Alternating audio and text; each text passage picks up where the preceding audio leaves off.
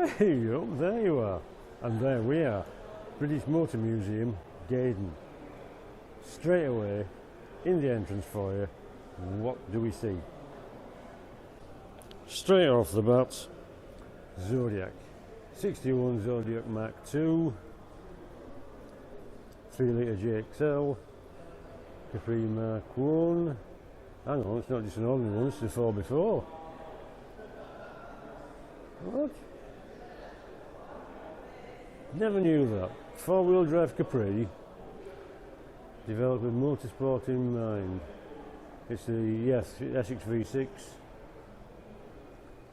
Well, that's astonishing, I never knew that. But what caught my eye? Sweeney motor, Mark II Granada, 79. This, I had one of these. It was gorgeous. I had the 28i. This is the gear. Yeah, this is the gear. I had the 28i, which comes with special TRX wheels and special sized expensive tyres. If you have a TRX wheel on the Granada, you will know. This one's the gear. Leather. 2.8. This is the Cologne motor, was a 2.8.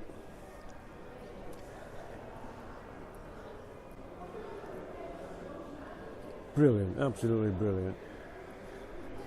Right, next door, 86 Ford RS200. Group B rally car. Looks in remarkably good condition.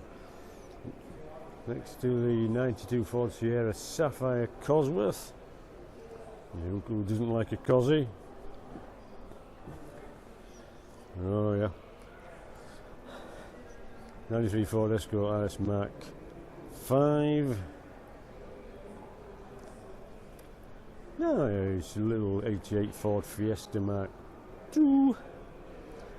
And a Focus. 2004 Focus ST170. Okay, right. So we're off to a fine start. And then we've got some old stuff, look. Now, there's a lot of stuff in here, so I'm going to have to be selective. Daimler Grafton Phaeton. You know, I always thought that Daimler was just one Daimler. It was built by Gottlieb Daimler in Germany. Apparently it wasn't. There was another Daimler. It was taken over by Jaguar.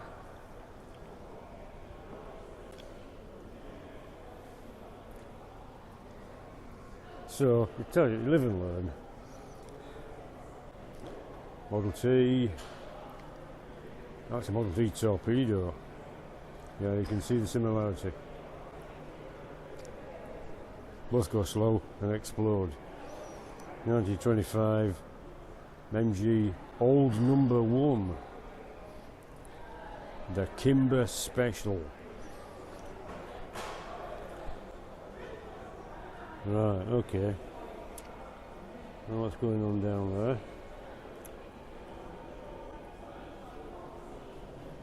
The Kimber Special. Yeah, okay, I'll get that. That's quite special.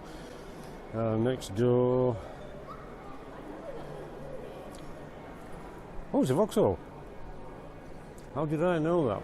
I knew that because of the Griffon. What people don't realise is that a Griffon with wings is actually a female Griffon. Vauxhall Motors, Luton, England. This is a 1926 Vauxhall OE type Velox Tourer.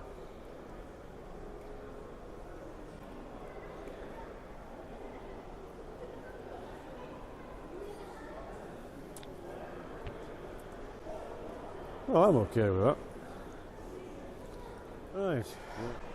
Okay, for the mini lovers. 59 Morris Mini Minor. First production. Yeah, check that Granada.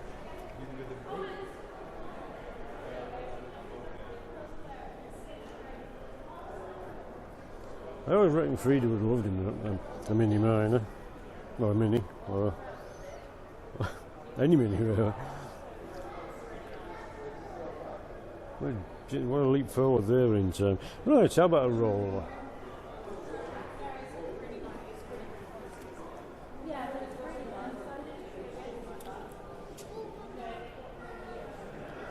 This is a 71 Rolls-Royce Silver Shadow.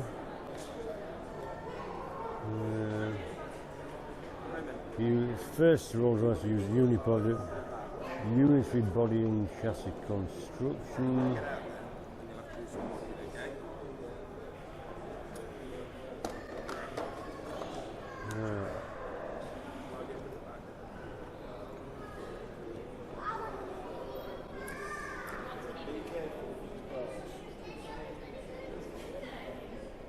Right then, we're now in the design and concept area, and I thought this was a Golf. Nope, wrong, it's an MG. Shows how much I know.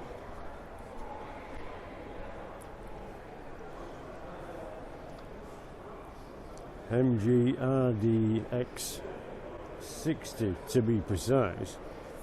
Or how about a 69 Austin Zander styling model, or a 69 Mini 9X. Yeah, okay, that's pretty gross. 1970 Crompton Leyland electric car, standard mini parts, powered by 24 lead acid battery cells driving two 3.9 horsepower motors, a range of 33 mph and up to 40 miles. Some things haven't changed. Right, 78 Triumph Lynx, 86 Vauxhall. Look at this. XVR concept. Who wouldn't have one of them? Right, okay. Twin Mini Moke, Austin Ant, Nuffield Gutty, that's quarter-ton military prototype, and then 55 Road Rover. Well, that perhaps is just as well we didn't go any further. Yeah, that's a 220 MG EXE. If you know what I'm talking about.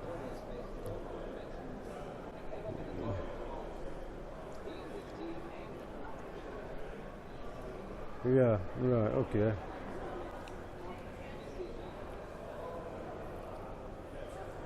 Right, but tell you what, Vauxhall 1970 SRV concept. Is this straight out of Ed Straker's garage? Flippin' heck. You'd have one of them, wouldn't you?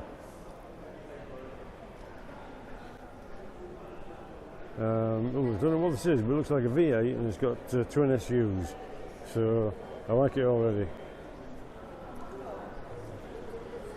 It's 67 Rover Alvis P6BS mid-engine sports prototype. Okay. Yep, it's got the V8, 3.5, 180 horsepower. Right. Mid-engine sports car. The P6 grill, look at that, look. Right. Nearly missed this. This is the Mini Twinny Moke twin engine motor prototype. And clearly it's a Mini with a body kit, but look, there's a spare engine in the back in case you need one. How cool is that? Yeah. You know, you never know.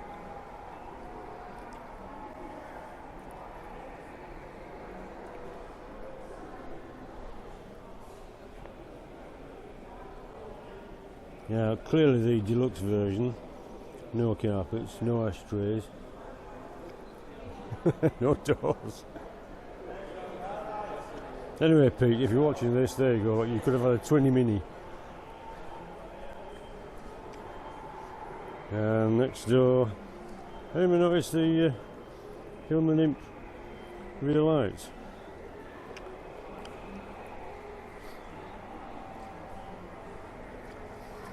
And the military prototype looks like a Cubal wagon, and the Rover. It look, I gotta say, I've seen better. It looks like a Land Rover, doesn't it? Seats in the back. Yeah. Yeah. So, that's nearly a classic Range Rover. Anyway, cracking on. Yeah, so, here I am again. This is a 55 Road Rover. I've actually read the thing now. But if you look at it, this is Land Rover bridging the gap between the cars and an off-road vehicle. And this is what they came up with. Now, if you look closely, it's almost a Land Rover, isn't it? Got the square front, somewhere to put your pop on the wings, big body. Now this was dropped in 1959, although only a few days later the work would begin on ideas for the Range Rover, which would span the gap between car and a 4x4 vehicle, which Rover had identified nearly 2 decades earlier. So this is almost a Range Rover. This is how stuff develops. Blooming marvellous. Never knew that. Anyway, cracking on.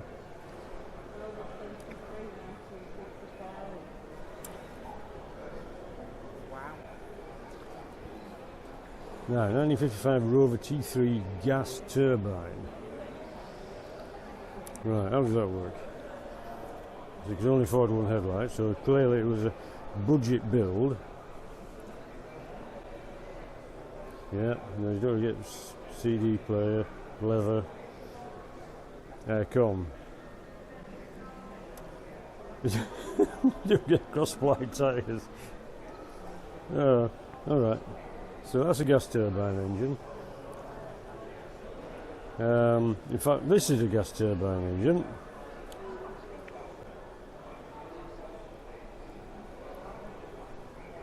We can see how that works, can't we? Yeah, that makes perfect sense.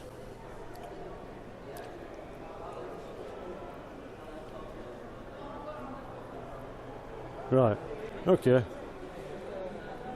Coilovers.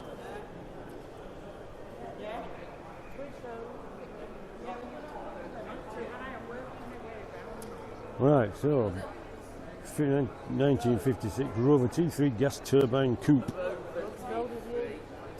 It's as old as me, and it's looking far better, and it probably runs better as well. Gas turbine coupe. So, seriously, we've got one of them and one of these. Right. Anyway, right, what have we got here? This is clearly a Rover.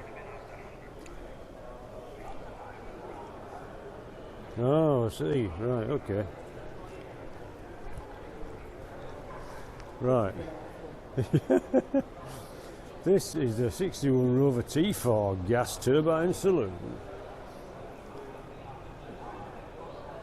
You see where the styling comes. It's almost French. It's almost Citroen is up front.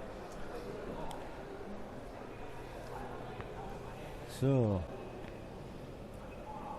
I dare say the throttle linkage works a little bit differently. Good to see we've got a manual handbrake. So yes, standard steering. It's almost a P6.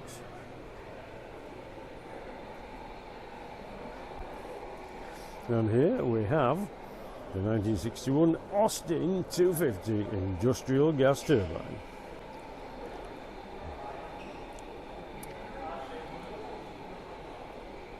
Right. Okay. That's the first P6. To me, it's a P6. It's nasty as that one. Yeah, well, it's nearly P6, isn't it? Yeah. Right. 1963 Rover BRM gas turbine Le Mans racing car. Rover BRM. Gas turbine engine. Good thing, isn't it? Oh, you got NOS. Yeah, I like the Bedouin tent effect. Yeah, okay. That's what you call an air intake. You wouldn't throw your tab end out the window on that, would you? Have you noticed the numbers are lit up? And that's because it's a 24-hour race, isn't it? So it'd be dark. So the numbers on the car were lit up. Anyway, just noticed that. So I'm going to crack on. Mark 5 Cortina.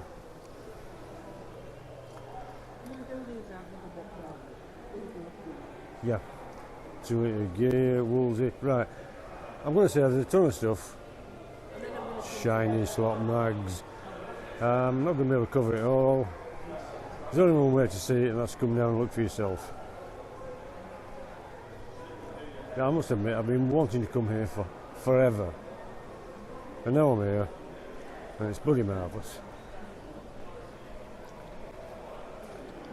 Oh, 65 Alvis TE21, that's nice. That looks refined, doesn't it? That's what you bought if you're a bank manager.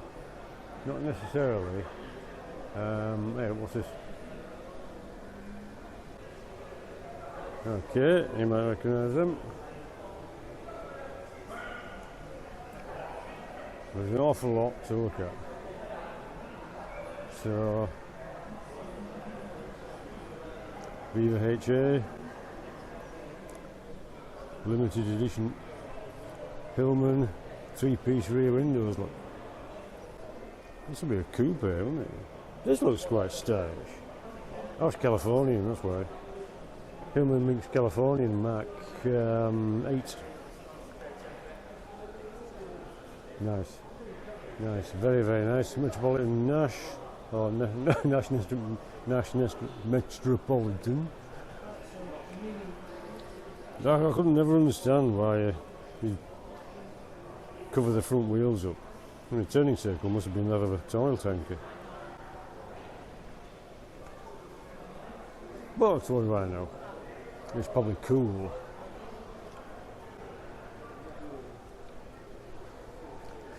Right, we've got a load of stuff. Well, there's one thing I'm going to have a look at right now. That's over here.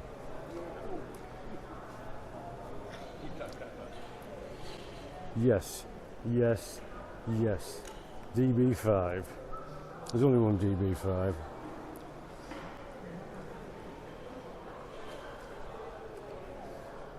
Next to it is a DBAR1. So what's a DBAR1?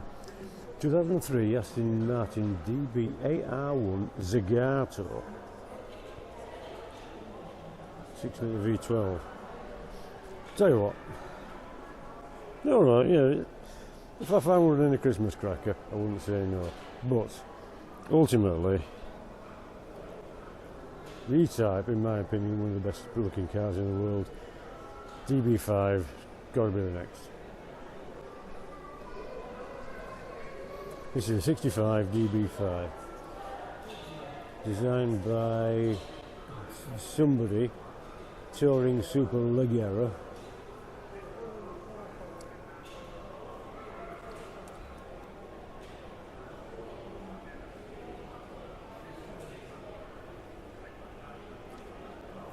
So, 4-litre straight 6, shiny wheels.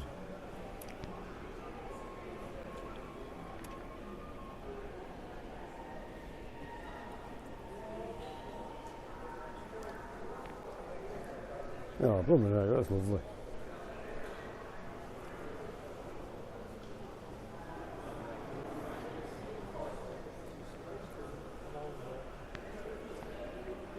Big wheels, aren't they? Fill the arches nicely.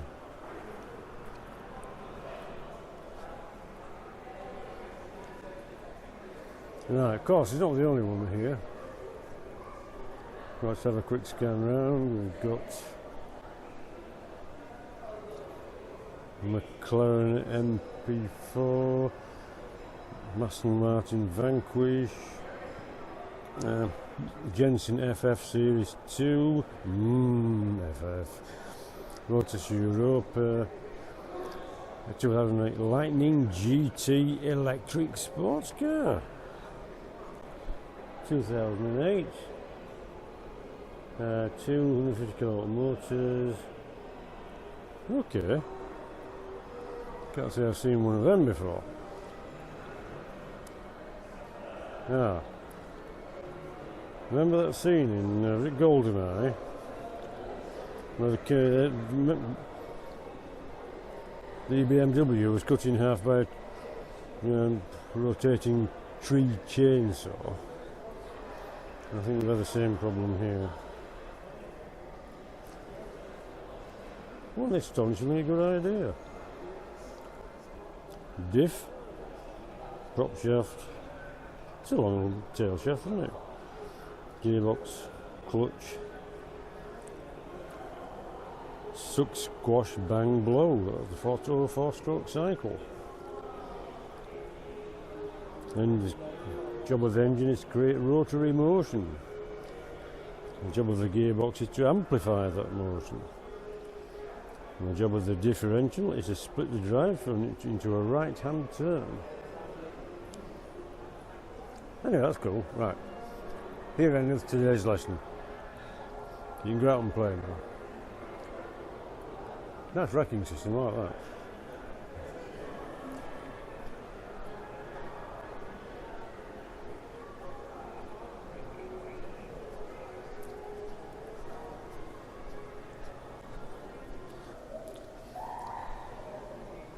Needless to say, there's a bus.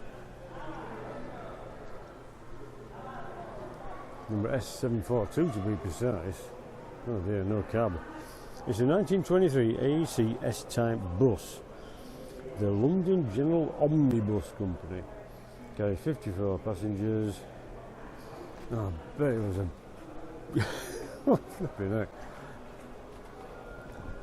Well, there won't be any power steering on this baby.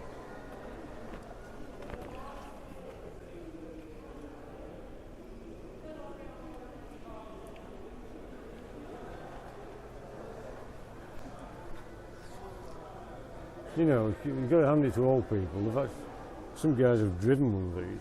Well, perhaps not. Perhaps they did in their life, but they might not be here now.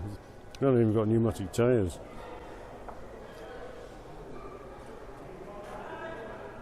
And if it rained, the driver got wet. Flipping it all day. Sat for your shift in wet trousers. Marvellous. Well done, you old bus drivers. Right, if you want to go caravanning, here we are. Nice little modern number for you. Leaded windows. That's cool. Leaded window. It's a 1935 Hutchings Royal Winchester. Oh look, yeah, of course it is. It's a Hutchings. Look at it. You get dustpan and brush, salt and pepper sets. You can get tables. 9 Royal Winchester caravans were built between 35 and 37. This is the only known survivor. So this is it, people. This is the only Hutchings caravan left.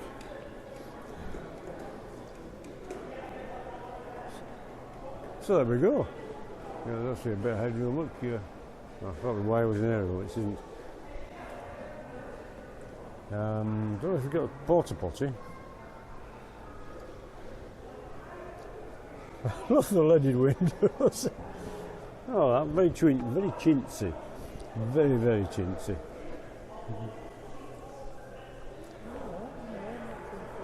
So there you go. That's the last touchings.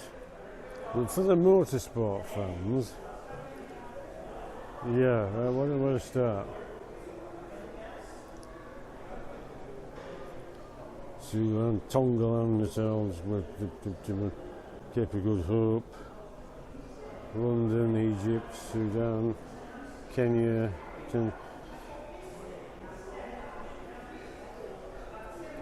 yeah, we were daft then, weren't we? Let's just go for a jolly old ride out in the, what is it? It's an Austin 20, it's 1922 Austin 20, Philby's London to Cape Town car. Okay, so if you're waiting for a bus and you can't get a boat, take your own car. This was known as Austin's American car because it incorporated central gear change and coil ignition. Possibly copied from a Hudson, which Herbert Austin had used in the war years. Okay. Mr. Philby bought it second hand, drove to Cape Town and back, completing a round journey of 37,000 miles without serious incidents. Flipping heck. Afterwards, Austin brought the car back as a splendid example of Austin dependability, restored by Hartwells of Kidlington in Oxfordshire. So, let's just pop off to, where do we go, to Cape of Good, London to Cape Town. Yeah, why not?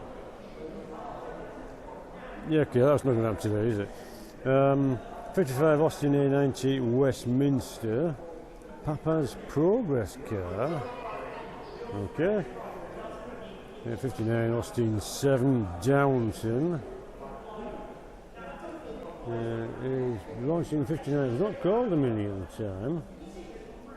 Moist Mini Minor. That's Austin 7, not Austin 7. Ah, Downton. Anyway, that's a Downton. Triumph TR7. 78 TR7 V8 rally car, obviously. Yes, not the TR7. 1953 Triumph TR2 prototype. Oh, we've got, remember the 85 MG Metro XR4 club and specification rally car. These were revolutionary. Glad I've seen this. 1938, it's Ignosis lightweight special. Yeah, you can get brakes. Austin Healey Sprite. Believe it or not. 1973 March Triumph Z783 Formula 3 Unipart. March Ford 701, 1970. Now that's a proper racing car. That's a proper Formula 1 car, isn't it? Tyrrell. That's the kind of car I remember.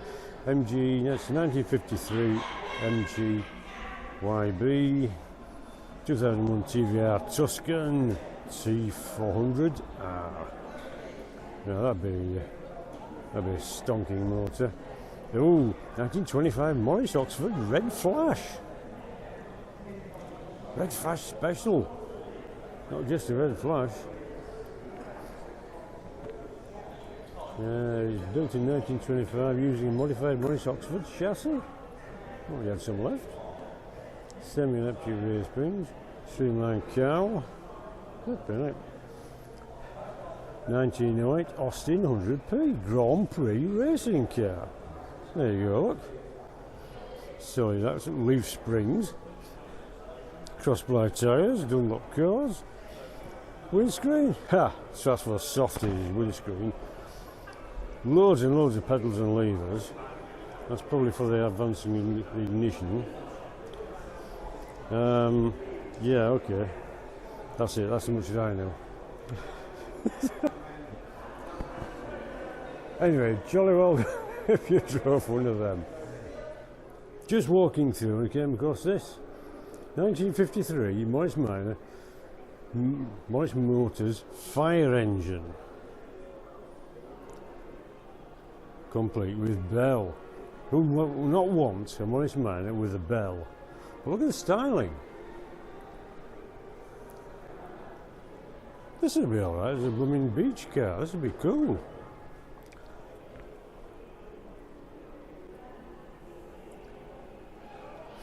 So you get a little dinky ladder and some fire extinguishers. And this is Morris Motors Fire Brigade.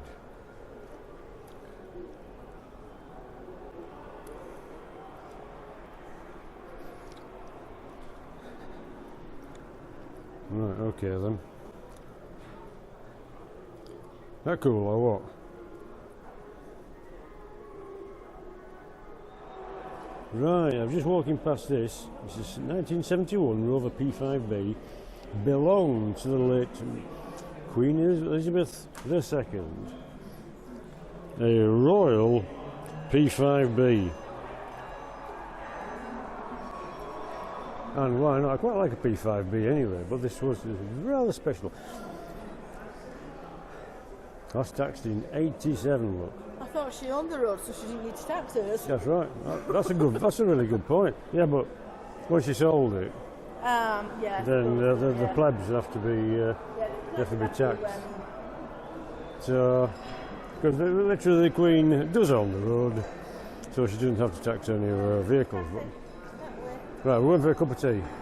Anyway, the Queen's P5B. Just trotting through, and this caught my eye. It's MG, and it's an electric hypercar concept. So straight away, I'm interested.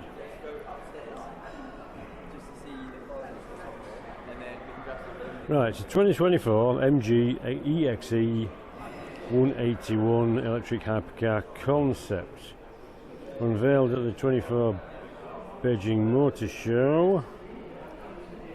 We're aiming for a top speed of 257 and 0 to 60 in 1.9 seconds. Right, well, the Tesla Model S Plaid can do it in 1.6 seconds, so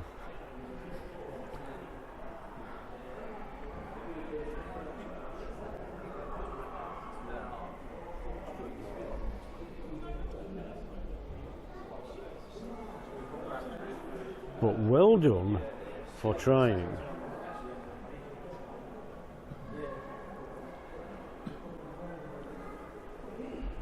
That still looks pretty cool. Not sure where you're going to put your shopping though. We're aiming for a low drag coefficient. See, the problem with speed in cars, it's limited because of the tyre technology. To go to 257 miles an hour, you have to have very special tyres. And that's why cars are limited. It's down to the tyres. Anyway, that's our lucky car concept from MG. Don't forget MG is now Chinese, so it's not strictly British. Anyway. Okay, yes, this caught my eye. This is the 1957 MG EX181 straight line record breaking car. Okay, it was first driven. It's pretty cool, right? Believe it or not. This is EX181, built by MG at Abingdon. It's got a supercharged MGA twin cam engine. It's mounted mid-mountain, drives through a Riley RM series gearbox to the chassis mounted differential. Tubular chassis with the Dion rear suspension and quarter elliptic leaf springs. In 57, the 1500cc engine installed in this car, Stirling Moss achieved a record speed 245 miles an hour on the Utah salt flats. 254 miles an hour with a 1500cc engine. Then, 2 years later, with a slightly enlarged engine to 1506cc, the American driver Phil Hill recorded a speed of 254.9. It was nearly gassed by the petrol fumes, but this was the most successful MG speed record attempt and has not been beaten in terms of speed for the amount of power produced. Right, this brings me to this one, which is, oddly enough, an MG, 3.5 V8, and it was built to break that land speed record. It's a 1998 MG EX255. This special bodywork that's Jan Speed V8, based on the faithful Rover V8, as you know, 6-speed sequential system. Rolls on special tyres that were stopped by uprated disc brakes and 2 parachutes. The driver was Andy Green, who had piloted thrust SSC to a world speed record of 763.35. Under EX255 small canopy, Andy sat in an alloy seat designed specifically for him. Initially, the car was supercharged, but this proved unreliable, oddly enough, and the record attempt was abandoned until 1999. The car returned to Bonneville, this time with a more reliable twin turbocharged engine, but problems with the clutch meant the team ran out of time again, and EX181's world speed record, the MG speed record, remains unchallenged. So, Trier, winner. And this, it's the I don't know, it's the little guy trying to break a world speed record and failing. But we love a try, don't we? It's the Eddie Eagle principle. Tubular chassis, twin turbocharged. Oh yeah, okay. You see, I had to put the intakes somewhere on top to scoop the air in. But what do I know? Anyway, let's crack on. Right, and next door, 2005 Jaguar XKR supercharged coupe. Right, we're obviously in the Jag section now. Early F-Type, S-Type, X-Type, supercharged V6 Estate is this.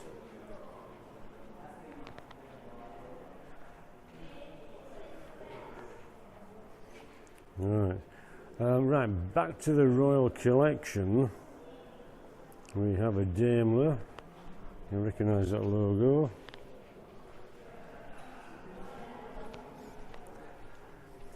This was a 92 Daimler DS420 limousine, which is the HM Queen Mother's. And if that was okay, she had her own Jaguar. One careful lady owner. 1955 Jaguar Mark 7M Saloon. Mark 7M Saloon.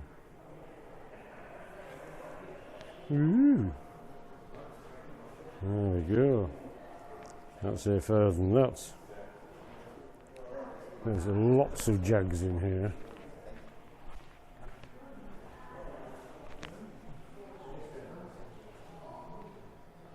.4 litre,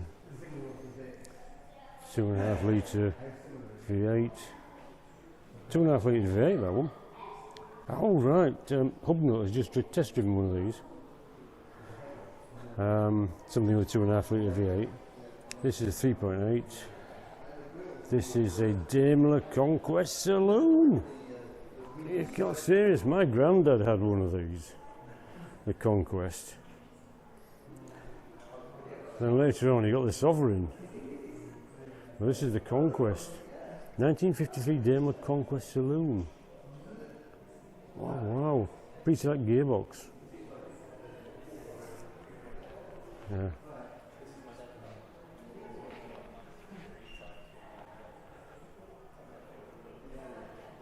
Flipping heck, the conquest. Anyway, cracking on.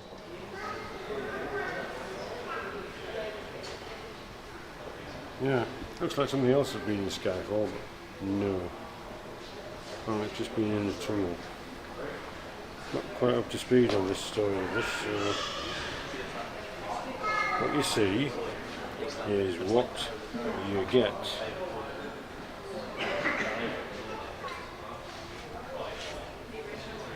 A long ridge tunnel.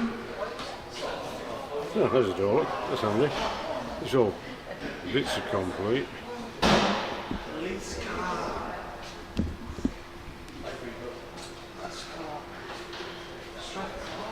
Oh, it's only a Land Rover roof, but chance of a rain to get in there. So that's a Long Bridge Mini. Probably left in a tunnel. Like you do, you know. Just put this. I'll just pop it in the tunnel.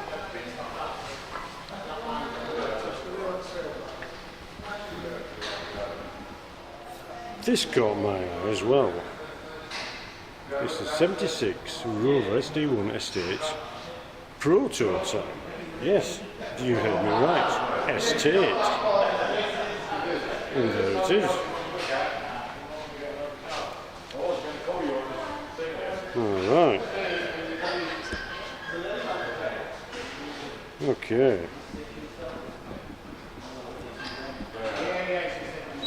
SD1 Estate. I don't think they ever built them, did they?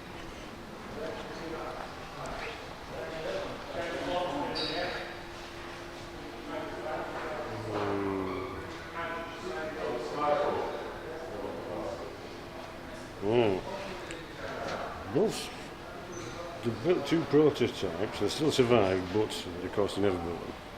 Never mind. Yes, an M-type Princeton Tourer. Look at that excellent griffin on the bonnet. Brilliant. The Vauxhall emblem.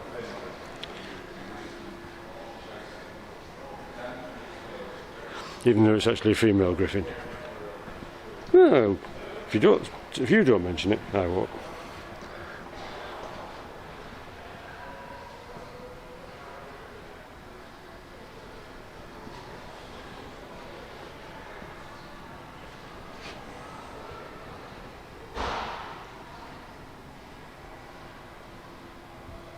Right, something else, Vauxhall Royale Coupe.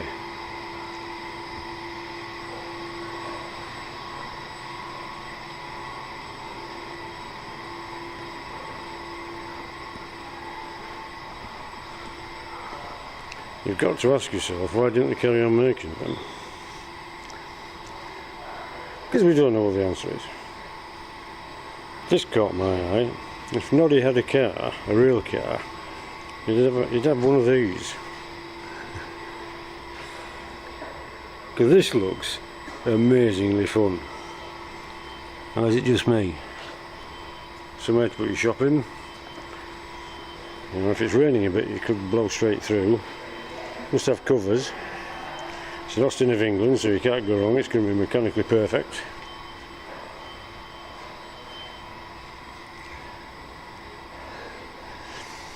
Oh, I don't. It's an in 1952 Austin A30 convertible. Why did I not notice that? Have you ever seen an A30 convertible? Is this cool or what? Or is it just me? On this, in the odds and sods section, 74 1300 SRV5 safety research vehicle. Ooh. Pedestrian catcher.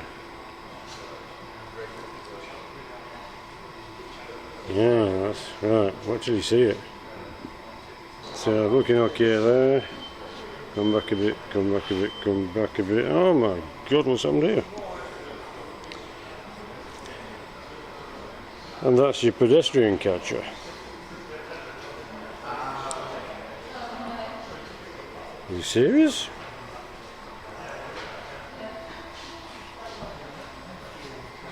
I'd be embarrassed to be knocked down by something like this. I should hang my head in shame. apart from that, it's quite cool.